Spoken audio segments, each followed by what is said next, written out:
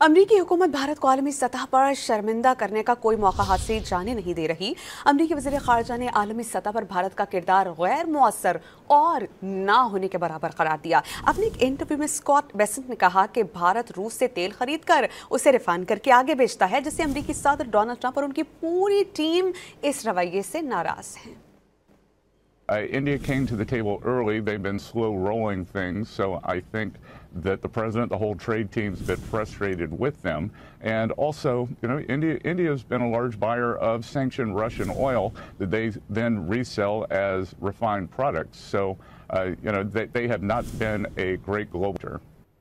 अमरीकी हुकूमत भारत को आलमी सतह पर शर्मिंदा करने का कोई मौका हाथ से जाने नहीं दे रही।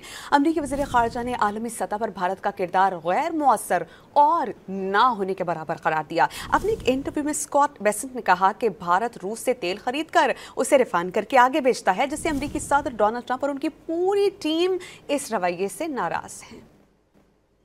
India came to the table early. They've been slow rolling things, so I think that the president, the whole trade team's been frustrated with them.